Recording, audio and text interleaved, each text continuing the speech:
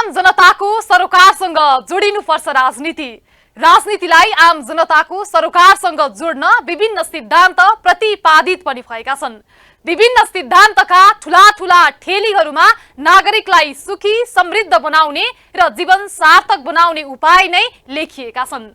हाम्रा हरेक पार्टीका आफ्नै सैद्धान्तिक धरातल छन्, तर ती सैद्धान्तिक धरातलमा उभिएर आफूले नै निर्धारित गरेको बाटोमा हिँडेका छैनन् पार्टीहरू, अनि त्यसैले त जनताको विश्वास गुमाउँदैछन्। नमस्कार, यो न्यूज एट टुडे, म तुलसी अर्याल।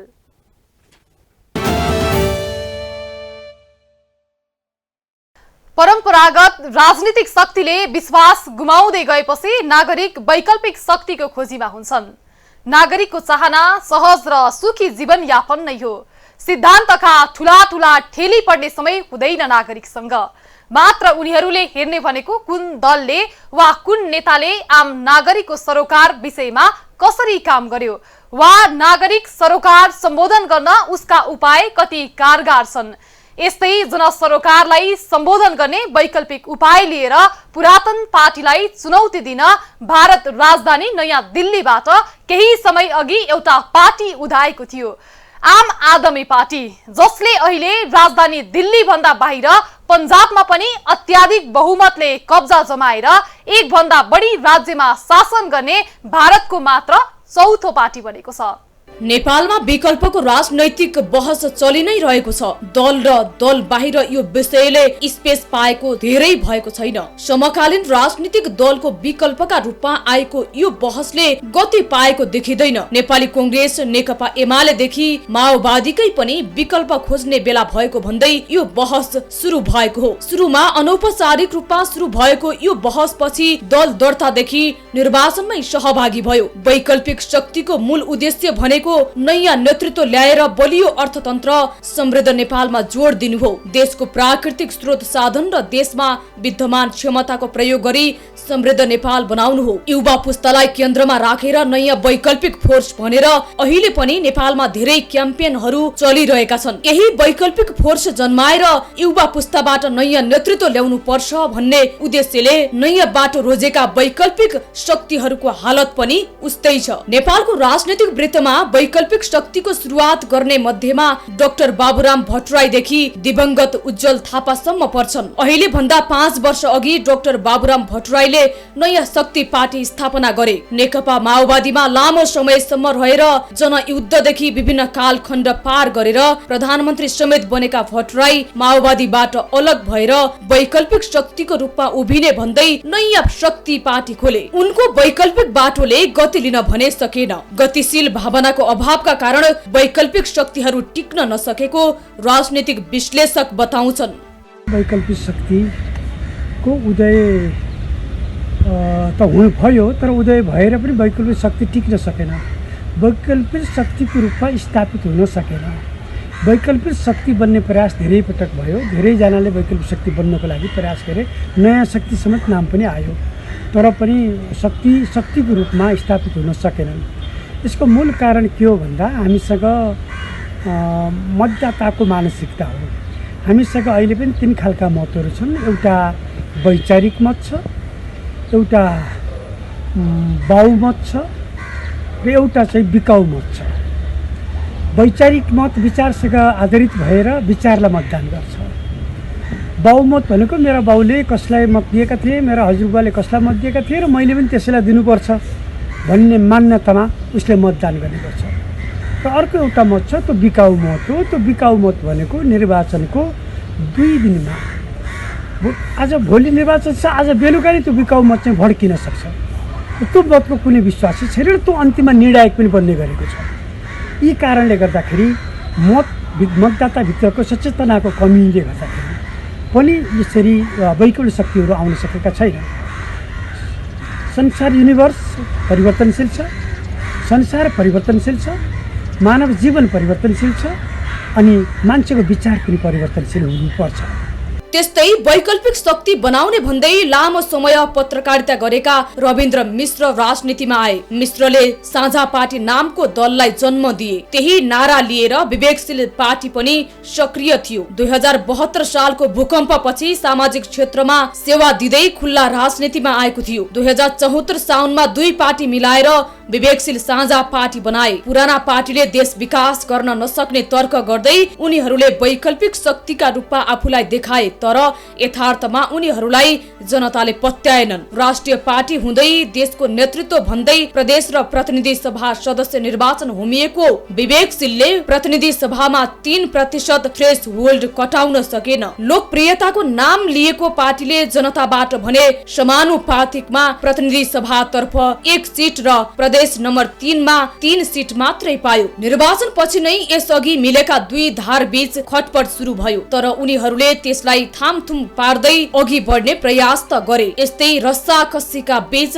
उज्जवल थापाले विवेकशील साझाबाट अलग्गिने आशय सहित निर्वाचन आयोगमा नयाँ पार्टी दर्ता गराए, विवेकशील नेपाली दल नाम लिएर। गएको संसदीय चुनाव अघि एक भएर चुनावमा होमिएको विवेकशील साझा पार्टीलाई धेरैले भारतमा आम आदमी पार्टी जस्तै नेपालको वैकल्पिक राजनीतिक शक्तिको रूपमा अगाडि आउने अपेक्षा गरेका थिए, तर सोचे अनुरूप उक्त दल स्थापित हुन भने सकेन। नेपाली राजनीतिमा विवेकशील साझा र विवेकशील नेपालीका अतिरिक्त अन्य दलहरू पनि छन् जसले भविष्यमा अगाडि आउने सामर्थ्य राखेका थिए, तर उदाउन नपाउँदै विलीन अवस्थामा पुगे भन्दा कुनै फरक नपर्ला। समाजवाद र विकासवादको बाटो समात्न नसक्नु र जनभावना अनुसार अघि बढ्न नसक्दा अन्ततः वैकल्पिक शक्तिहरूले गति भने लिन सकेनन्। वैकल्पिक राजनीतिक दलका पनि केही कमजोरीहरू छन्। डाक्टर बाबुराम भट्टराईले प्रतिकूल परिस्थिति र निकै हतारोमा नयाँ शक्ति पार्टी खोले, त्यसै कारण उनलाई नयाँ पार्टीको औचित्य पुष्टि गर्न धौधौ पर्यो। विवेकशील नेपाली र नेपाल साझा पार्टी खुले, मिले फुटे, टुट्ने र फुट्ने क्रम भने चलि नै रह्यो। यसबाट जनतामा गुट र टुटफुटको नियतिबाट यी दल पनि अछुतो छैनन् भन्ने भान पर्न थाल्यो। यस्ता वैकल्पिक शक्ति भनेर दर्ता हुने पार्टी पनि धेरै भए। व्यापक छलफल र जनसहभागिताका आधारमा ठूलो पार्टी निर्माणमा कसैको ध्यान भने जान सकेन। अरूले गर्न सकेनन् म गर्छु भन्ने सोच्नु राम्रो हो, अरूले गर्न सकेनन् हामी गर्छौं भनेर सबैलाई समेट्नु अझै राम्रो हो। अहिले वैकल्पिक शक्तिका रूपमा धेरै पार्टी गठन भएका छन्। ती छिन्न भिन्न भएकाले पर्याप्त शक्ति सञ्चय गर्न धौधौ परिरहेको छ, जसबाट मूलधारका दललाई नै सहयोग पुगेको छ। दल टुट्नु फुट्नु वा फेरि जोडिनु नेपाली राजनीतिमा नौलो घटना भने होइन। विगतमा पनि नेपालका कम्युनिस्ट र कांग्रेस पार्टीहरूले फुट्ने, टुक्रने र पुनः जोडिने क्रम र उपक्रम भोगिसकेका छन्, तर त्यसले केही महत्त्वपूर्ण प्रश्नहरू तेर्स्याइदिएको छ। पुरानादेखि नयाँसम्म नेपालका प्राय राजनीतिक दलहरू किन एक ढिक्का रहन सक्दैनन्? अर्को महत्त्वपूर्ण प्रश्न, पुराना दलले धेरै आशा जगाउन नसकेको बेला नेपालको वैकल्पिक राजनीतिक शक्तिको रूपमा कुन दल अगाडि आउला भन्ने एक प्रकारको आशय पनि आम नागरिकमा उत्पन्न नभएको भने होइन, तर कुनै पनि वैकल्पिक शक्ति भने जनचाहना अनुरूप अगाडि बढ्न नसक्दा ती दलहरूबाट जनताले राख्ने आशा भने विफल बन्दै गयो। राजनीति भनेको मूल हो, मूल नै फोहोर र दूषित भएपछि सबैतर्फ दुर्गन्ध फैलिन्छ। राजनीति यस्तो चीज हो जहाँ भिजन भएकाले नेतृत्व गर्छ, जनताको दैनिकीलाई सहज बनाउँछ, जनतालाई जीवन सहज बनाउन आवश्यक पूर्वाधार र नीति बनाउने काम राजनीतिक नेतृत्वको हो। तर विडम्बना, नेपालमा भने नेपाली जनताले चाहे अनुरूप नेतृत्वकर्ता नहुँदा देशले राहतको सास फेर्नै सकेको छैन। अन्यलमा रहेका नेपाली जनताहरू अझै पनि समाधानको बाटो खोजिरहेका छन्। भद्रगोल अवस्थामा रहेको नेपाललाई सही दिशा दिने नेतृत्वको आशामा नेपाली जनता छन्। नेतृत्वकर्ता आफ्नो स्वार्थमा लिप्त छन्। नेपालमा पनि आम आदमी पार्टीको अनुसरण गरेर वैकल्पिक शक्ति बन्न धेरैले प्रयास गरे, तर त्यो सधैँ असफल देखियो। दिल्लीमा जितपछि पञ्जाबमा समेत सफल हुन भूमिका रह्यो आम आदमी पार्टीको दिल्ली मोडलको स्वास्थ्य सेवाको। स्वास्थ्य सेवामा आम मानिसको सहज पहुँच आम आदमी पार्टीको सबैभन्दा ठूलो सफलता हो। नेपालमा पनि पार्टीहरू आम मानिसको स्वास्थ्यमा सहज पहुँचको कुरा गर्छन्, तर कुरा अनुसारको काम भएको छैन। आज विश्व मृगौला दिवसका दिन नेपालमा मृगौला रोगीको अवस्था हेर्दा हाम्रो स्वास्थ्य व्यवस्थाको अवस्था छताछुल्ल हुन्छ। मृगौला रोगको उपचार संसारकै महँगो उपचार मध्ये पर्दछ। आजभोलि धेरै मानिसहरूको मृगौला फेल भएको सुनिने गर्छ। मृगौला फेल हुने सबैभन्दा ठूलो कारण मधुमेह र उच्च रक्तचाप हो। 80% सम्म मृगौला फेल हुनुको कारण मधुमेह र उच्च रक्तचाप नै हुने गरेको छ। साधारणतया 50 वर्ष उमेर कटेका व्यक्तिहरूमा मधुमेह, उक्त रक्तचाप लगायत समस्या देखिन्छन्। तर पछिल्लो समय अव्यवस्थित खानपान र स्वास्थ्य सजगतामा कमीका कारण कम उमेरका व्यक्तिहरूमा समेत मधुमेह, उच्च रक्तचाप जस्ता रोग देखिने गरेका छन्। पत्थरी, जथाभावी औषधि सेवन, गलत खानपान आदि मृगौला रोगका अन्य कारण हुन्। मृगौला रोगबारे जानकारी दिन र यसबाट बच्ने उपायबारे सर्वसाधारणलाई जानकारी दिन हरेक वर्ष मृगौला दिवस मनाइन्छ। सन् 2006 देखि हरेक वर्ष मार्च महिनाको दोस्रो साता मृगौला दिवस मनाइदै आएको छ। मृगौला रोगको सुरुवाती चरणमा कुनै लक्षण देखिँदैन र 90% बिग्रिएपछि मात्रै लक्षण देखिन सुरु हुन्छ। जसकारण पनि वर्षको एकपटक मृगौला परीक्षण गराउन चिकित्सकहरूले सुझाव दिने गरेका छन्। मृगौलामा समस्या किन हुन्छ र कसरी जोगिन सकिन्छ भन्नेमा मानिसहरू अझै सचेत र जानकार हुन सकेका छैनन्। अस्वस्थकर खानपान र जीवनशैलीले मानिसको मृगौलामा दिन प्रतिदिन असर गरिरहेको हुन्छ। तैपनि रोग लागेपछि मात्र उपचार खोज्दै हिँड्ने प्रवृत्तिले गर्दा नेपालमा मृगौला रोगी दिन प्रतिदिन बढ्न थालेको तथ्याङ्कले देखाउँछ। जब मृगौला बिग्रिएर लक्षण देखिन थाल्छ तब मात्र मानिसहरू उपचारका लागि भौतारिन्छन्। मृगौला फेलपछि प्रत्यारोपण त गर्न सकिन्छ, तर प्रत्यारोपणका लागि पनि अङ्ग पाउन सजिलो छैन। नेपालमा मानव शरीरको अङ्ग प्रत्यारोपण ऐन 2055 अनुसार परिवारको सदस्य वा नजिकका नातेदारबाट मृगौला दान लिन वा दिन सकिने व्यवस्था छ। परिवारको सदस्यको रूपमा श्रीमान, श्रीमती, छोरा, छोरी, बाबु, आमा लगायत सासू ससुरालाई मानिन्छ। नजिकका नातेदारले मात्र अङ्ग दान दिन पाउने प्रावधान भएकाले कानुन विपरीत मृगौला प्रत्यारोपण गर्नेलाई 5 वर्ष कैद र 5 लाख जरिवाना हुने प्रावधान रहेको छ। मृगौला पीडितहरूले आफूलाई मृगौला दिने, म्याच गर्ने मान्छेहरूको खोजी गर्न नसक्नाले पनि चाहिँ यो केही मान्छेहरू चाहिँ नि उपचारबाट चाहिँ वञ्चित भएको जस्तो देखिएको हो। नेपाल सरकारको तर्फबाट मृगौला खोजेर गरिदिने भन्ने परिस्थितिमा हामी छैनौँ। त्यसले कानुनमा हामीले सुविधाजनक गर्यो। पहिला कानुन साँगुरो थियो। पहिला यसलाई दुरुपयोग पनि गरे हुनाले हामीले कानुन बनाउनु परेको हो। जस्तो इन्डिया लगेर मृगौला बेच्यो, हस्पिटलमा यस्तो भयो भने सुन्नुहुन्छ। त्यसलाई पनि एकातिर नियन्त्रण गर्न पर्ने छ, अर्कोतिर सेवाग्राहीले सेवा पनि पाउनु पर्ने छ। त्यसले गर्दा पहिला एकदम सानो स्केलको नातागोता श्रीमान, श्रीमती, दाजुभाइ अथवा यस्तो ढङ्गबाट थियो भने अब अहिले मित कहाँ पनि पुग्न पाउने, मित छोराछोरी त्यसको किनभने सेवाग्राही, लाभग्राहीले पाउन सक्नु र दिन चाहेको मान्छेले पनि दिन पाओस् र धेरैभन्दा धेरैले उपचार पाउन सक्नु। मृगौला प्रत्यारोपणका लागि अङ्ग पाउन गाह्रो भए पनि मृगौला फेल हुनबाट बचाउने उपाय भने प्रशस्त छन्। यसका लागि साधारण जीवनशैली अपनाउनु पर्छ। दाल, भात, तरकारी लगायत स्वस्थकर खाना खानु नै राम्रो हुन्छ। चिल्लो, गुलियो, जङ्क फुड इत्यादि खानादेखि टाढा रहनु नै स्वास्थ्यका लागि फाइदाजनक हुन्छ। जथाभावी औषधि सेवन नगर्ने, पिसाबको संक्रमणबाट बच्ने, पत्थरी लगायत रोग लाग्न नदिने र समयमै उपचार गर्ने, पानी प्रशस्त पिउने, शारीरिक व्यायाम र तौल नियन्त्रण गर्ने तथा खानपिनमा ध्यान दिने लगायत उपाय अपनाउँदा मृगौला रोग लाग्न तथा मृगौला फेल हुनबाट बच्न सकिन्छ। मृगौला फेल हुनु अगाडि वाकवाकी लाग्ने, पिसाबमा फिँज देखिने, छाला सुक्खा हुने वा चिलाउने, थकावट हुने, निन्द्रा नलाग्ने, खान मन नलाग्ने, फोक्सोमा पानी जमेर श्वास फेर्न गाह्रो हुने लगायत लक्षण देखिन्छन्। तर 90% मृगौला फेल भइसक्दासम्म पनि कुनै लक्षण नदेखिन पनि सक्छन्। नेपालमा 30 लाख जना मृगौला सम्बन्धी कुनै न कुनै रोगले ग्रसित रहेको अनुमान गरिएको छ, जसमा वर्षै पछि औसतमा 3000 व्यक्तिको मृगौला फेल हुने गरेको तथ्याङ्कले देखाउँछ। नेपालका सरकारी तथा निजी अस्पतालमा हालसम्म करिब 1700 मृगौला प्रत्यारोपण गरिएको छ। यसरी मृगौला प्रत्यारोपण गर्दा मृगौला दान दिनेमा 72% महिला रहने गरेको तथ्याङ्कले देखाएको छ। त्यतिका ठूलो संख्यामा मृगौला दान गर्ने महिला रहँदा मृगौला पाउने महिला भने 22% मात्र छन्। परिवारमा मृगौला चाहिँदा श्रीमान, छोरा, बुबा कोही अगाडि नसरेकै कारण मृगौला दाता बढी महिला नै देखिएको हो। पुरुषलाई मृगौला चाहिँदा पनि महिला र महिलालाई चाहिँदा पनि महिला नै अघि सर्नु परेको तथ्याङ्कले नै पुष्टि गरेको छ।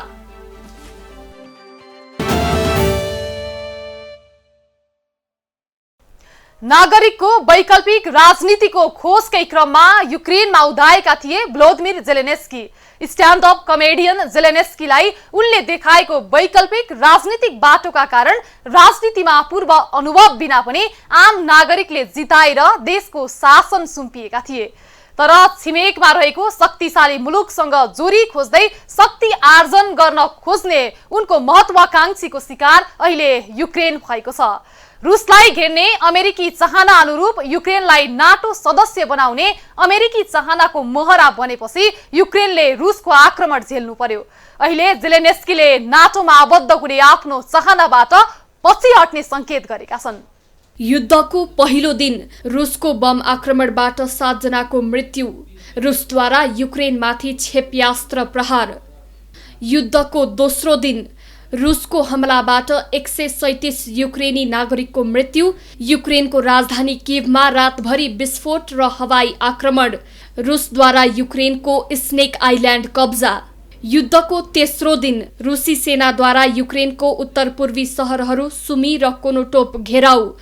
युद्धको चौथो दिन रुसको आक्रमणबाट 4000 भन्दा बढी युक्रेनी सैनिकको मृत्यु।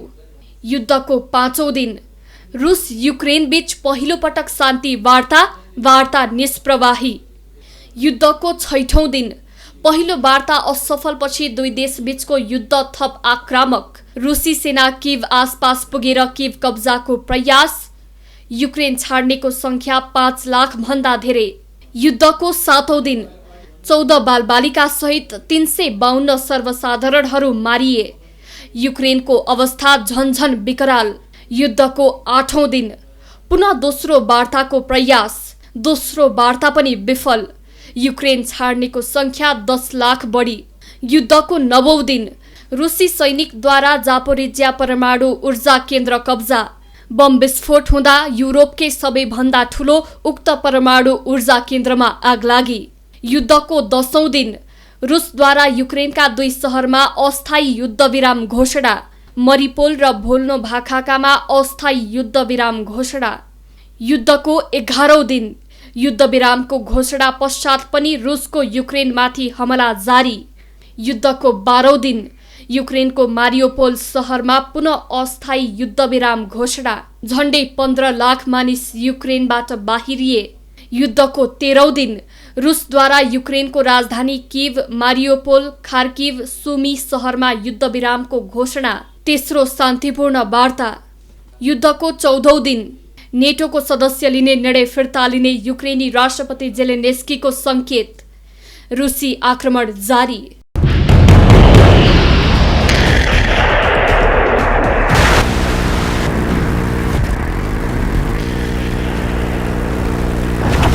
गत फागुन 12 अर्थात् फेब्रुअरी 24बाट सुरु भएको रुस युक्रेन युद्ध अझै जारी छ।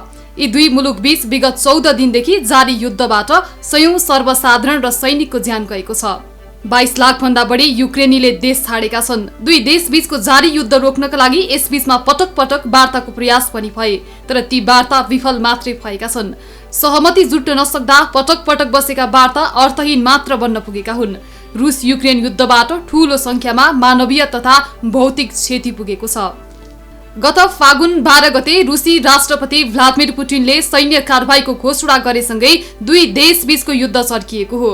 रुसी राष्ट्रपतिको उक्त घोषणासँगै युक्रेन रुसको निशानामा पर्यो। रुसी राष्ट्रपति पुटिनको निर्देशनसँगै रुसी सेनाले युक्रेनका विभिन्न शहरमा हमला सुरु गर्यो। रुसको आक्रमणपछि युक्रेनको राजधानी किभ छाड्नेको संख्या बढ्न थाल्यो। राजधानीबाट सयौं मानिसहरू निस्किन थाले। युक्रेनको राजधानी कीव लगायतका विभिन्न ठाउँमा बम विस्फोट हुन थाल्यो। बमबारी तथा विस्फोटका ठूला ठूला आवाज सुनिन थाले। युद्धको पहिलो दिन नै रुसले युक्रेनमाथि क्षेपयास्त्र प्रहार गर्यो। रुसको निरन्तर आक्रमणबाट युक्रेनको जनजीवन प्रभावित बन्दै गयो। युक्रेनी नागरिकमा डर त्रासको स्थिति बन्यो। पहिलो दिन नै रुसले गरेको बम आक्रमणबाट 7 जनाको ज्यान गयो। अवस्था थप जटिल बन्दै गएपछि युक्रेनमा संकटकालको घोषणा गरियो। युक्रेनी विभिन्न शहरमा बमबारी तथा रुसको आक्रमण हुन थालेपछि युक्रेनी राष्ट्रपति भ्लोदिमिर जेलेन्स्कीले देशभर संकटकालको घोषणा गरे। नागरिक घरभित्रै थुनिए। युद्धको पहिलो दिन नै युक्रेनमा 203 वटा आक्रमण भए, जसमा रुसले युक्रेनमा 160 मिसाइल प्रहार गरेको थियो। युद्धको दोस्रो दिनसम्म आइपुग्दा रुसको हमलाबाट 137 युक्रेनीको ज्यान गइसकेको थियो। युक्रेनी सैनिकसँगै सर्वसाधारण पनि मारिएका थिए। राजधानी कीवमा रात्रिकालीन कर्फ्यू लगाइएको थियो। रातभरि विस्फोट र हवाई आक्रमणको साइरन सुनिरहेका कीववासीलाई युद्धको दोस्रो दिन निकै सकसपूर्ण र त्राहिमाम बन्यो त्यो रात। युद्धको दोस्रो दिन रुसले युक्रेनको स्नेक आइल्यान्ड कब्जा गर्यो। हवाई आक्रमणबाट त्यहाँका भवनहरू ध्वस्त भए। रुसले एकपछि अर्को गरी आक्रमण गर्न थालेपछि मानिसहरू भागेर छिमेकी देशतर्फ जान थाले। ज्यान जोगाउनकै लागि राजधानी कीवबाट आफ्नो गाडी र कतिपय पैदल हिँडेर मानिसहरू देश छाड्न थाले। युक्रेनको राजधानी कीवलाई निशानाको पहिलो केन्द्र बनाएको रुसले युद्धको दोस्रो दिनमै कीवको अवस्था रणभूमि बनिसकेको थियो। युक्रेनको राजधानी कीवमा भीषण लडाई जारी रह्यो। कीवका धेरै ठाउँमा बम विस्फोट भए भने जनजीवन कष्टकर बन्दै गयो। युद्धको तेस्रो दिन आइपुग्दा रुसी सेनाले युक्रेनको उत्तरी पूर्व सुमी र कोनोटोप शहरहरू घेरिसकेको थियो। युक्रेनी नागरिकको बिचल्ली हुँदै गयो। पढाइ तथा रोजगारीको सिलसिलामा युक्रेन पुगेका नागरिकलाई विभिन्न मुलुकले दमादम स्वदेश फिर्ता बोलाए। जताततैबाट रुसको युक्रेनमाथि आक्रमण भएको हुँदा युक्रेन छाड्न त्यति सहज थिएन। कतिपय सवारी सहायताले त कतिपय पैदलै भए पनि युक्रेनबाट बाहिरिए, त कतिपय युक्रेनमै अड्किए। युक्रेनको अवस्था तनावपूर्ण बन्दै गएपछि युक्रेनका राष्ट्रपतिलाई देश छाड्न अमेरिकाले आग्रह गर्यो। तर युक्रेनका राष्ट्रपतिले भने सो प्रस्तावलाई अस्वीकार गर्दै आफ्ना नागरिकको रक्षाका लागि स्वयं युद्ध मैदानमै उत्रिए। रुस युक्रेन युद्धको चौथो दिनसम्म आइपुग्दा रुसको आक्रमणबाट 4000 भन्दा बढी युक्रेनी सैनिकको ज्यान गयो। यसबीचमा 200 भन्दा बढी युक्रेनी नागरिकले मृत्युवरण गरे। युद्धको चौथो दिनसम्म आइपुग्दा रुसतर्फ 27 विमान, 26 हेलिकप्टर, 146 ट्याङ्क, 706 सशस्त्र गाडी, 49 तोप, 1 हवाई रक्षा प्रणाली, 4 रकेट प्रहार प्रणाली, 30 गाडी, 60 ट्याङ्कर, 2 ड्रोन र 2 डुङ्गामा क्षति पुगेको रुसले विवरण सार्वजनिक गर्यो। युद्ध सुरु भएको 5औं दिनमा रुस युक्रेन बीच पहिलो पटक शान्तिपूर्ण वार्ताको तयारी भयो। तर रुसले वार्ताका लागि राखेको पहिलो प्रस्तावलाई युक्रेनले अस्वीकार गर्यो। युक्रेनले वार्ताको अस्वीकार गरेपछि रुसले आक्रमण अझ बढायो। पहिलो वार्ताको प्रयास कुनै ठोस निष्कर्षमा नपुगी समाप्त भयो। पहिलो वार्ता असफलपछि दुई देशबीचको युद्ध रोकिने भन्दा पनि थप तनावपूर्ण बन्दै गयो। युद्ध सुरु भएकै दिन युक्रेनको राजधानी कब्जा गर्न कीव हिँडेका रुसी सेना कीव आसपास पुगे र कीव कब्जा गर्ने पहिलो निशाना बनाए। रुसले युक्रेनमाथि हमला गर्न थालेको 6 दिन यता मात्रै 5 लाख भन्दा धेरै मानिस भागेर छिमेकी देश लगायत सुरक्षित स्थानतर्फ गएका थिए। यस क्रममा 14 बालबालिका सहित 352 सर्वसाधारणहरू मारिए।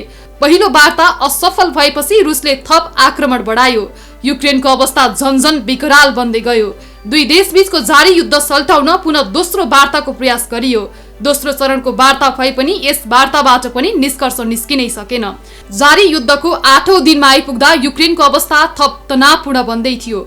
यसैबीच युक्रेनका ठूला शहरमा रुसले आक्रमण जारी राख्दा जारी युद्धको 8औं दिनसम्म आइपुग्दा 10 लाख जना मानिसले युक्रेन छाडिसकेका थिए। युद्धको 9औं दिन आइपुग्दा रुसी सैनिकहरूले जापोरिजिया परमाणु ऊर्जा केन्द्र कब्जामा लियो। रुसले प्रहार गरेको एउटा बम विस्फोट हुँदा युरोपकै सबैभन्दा ठूलो उक्त परमाणु ऊर्जा केन्द्रमा आग लागि हुन पुग्यो। युद्धको 9औं दिनको रुसको आक्रमणलाई सबैभन्दा ठूलो आक्रमणको रूपमा लिएको छ। एकपछि अर्को गरी रुसले युक्रेनमा हमला बढाइरहँदा पनि युक्रेनी राष्ट्रपति अलिकति पनि विचलित भएनन्। नागरिकलाई हतियारसहित युद्ध मैदानमा पठाए। आफू स्वयं नागरिक र देशको रक्षाका निम्ति युद्ध मैदानमै निस्किए। यस बीचमा उनलाई देश छाडेर गएको आरोप पनि लाग्यो। जारी युद्धको 10औं दिनमा आउँदा रुसले युक्रेनका 2वटा शहरमा अस्थायी युद्ध विराम घोषणा गर्यो। मानवीय सहायताका लागि भन्दै रुसले मारियोपोल र भोल्नोभाकामा अस्थायी युद्ध विरामको घोषणा गर्यो। तर त्यो युद्ध विराम घोषणा पश्चात पनि रुसले युक्रेनमाथि हमला भने जारी नै राख्यो। युद्ध विरामको घोषणा सुनेर खुसी भएका नागरिक आफ्नो गन्तव्यतर्फ लाग्दै थिए, तर रुसले आफ्नो आक्रमण जारी राखेपछि उनीहरू अलपत्र बने। रुस युक्रेन युद्धको 12औं दिनमा आइपुग्दा युक्रेनको मारियोपोल शहरमा पुनः स्थायी युद्ध विराम घोषणा गरियो। सर्वसाधारणलाई त्यहाँबाट सहज ढंगले अन्य क्षेत्रमा जान र अन्य मानवीय सहायताका लागि भन्दै रुसी सेनाले युद्ध विरामको घोषणा गर्यो। तर रुसी सेनाले बम हमला र गोलाबारी गरेको विवरण सार्वजनिक पनि हुन छाडेन। युद्ध सुरु भएको 12औं दिनसम्म आइपुग्दा झण्डै 15 लाख मानिस युक्रेनबाट विस्थापित हुन पुगे। जारी युद्धको 13औं दिनसम्म आइपुग्दा रुसले युक्रेनको राजधानी कीव, मारियोपोल, खार्किव, सुमी शहरहरू छाड्न चाहनेहरूका लागि भन्दै युद्ध विरामको घोषणा गर्यो। हाल रुसले मानवीय सहायता भन्दै युक्रेनका विभिन्न शहरमा युद्ध विरामको घोषणा गरिरहेको छ। तर युद्ध विरामको अवधिभर पनि रुसले आक्रमण गर्न छाडेको छैन। यसबीचमा रुस र युक्रेन बीच पुनः तेस्रो पटक वार्ताको प्रयास पनि भयो, तर उक्त वार्ता पनि बिना निष्कर्ष टुङ्गियो। युक्रेनले नेटोको सदस्यता लिने चाहना प्रकट गरेपछि युक्रेनसँग चिडिएको रुसले जारी युद्धको 12औं दिनमा आइपुग्दा युक्रेनी राष्ट्रपति जेलेन्स्कीले नेटोको सदस्यता नलिने घोषणा गरेको खबर अन्तर्राष्ट्रिय सञ्चार माध्यममा उल्लेख भएका छन्। करिब 2 साता लामो युद्धका क्रममा ठूलो जनधनको क्षति भएपछि आफ्नो निर्णयबाट जेलेन्स्की केही लचक भएका हुन्।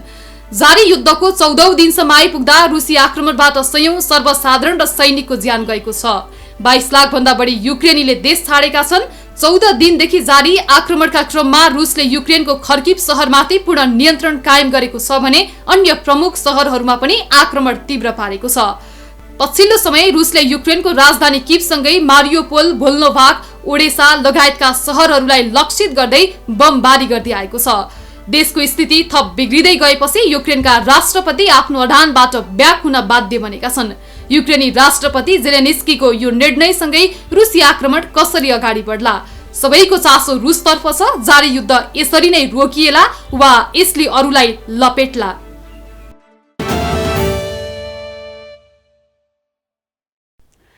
जेलेन्स्की जस्तै स्ट्यान्ड अप कमेडियन हुन्। भारतमा पञ्जाबको चुनाव जितेर मुख्यमन्त्री बन्न लागेका आम आदमी पार्टीका नेता भगवन्त मान। कुनै बेला नसाको कुलतले समेत बदनाम भएका हास्य कलाकार मानले अहिले पञ्जाबलाई नशा मुक्त गर्ने अभियान समेत बोकेका छन्। तर यो सफलताका पछाडि उनको र उनका पार्टीका नेता अरविन्द केजरीवालको मेहनत कम छैन। नेपालमा वैकल्पिक शक्ति बनाउन चाहनेहरूले भने कुनै मेहनत बिना आजको भोलि चुनाव जितेर सरकार चलाउन सकिन्छ भन्ने सोच बोकेका देखिन्छन्। त्यसैले सफल हुन सकेका छैनन् होइन त? हवस् त, न्युज आट टुडे आजलाई यति नै।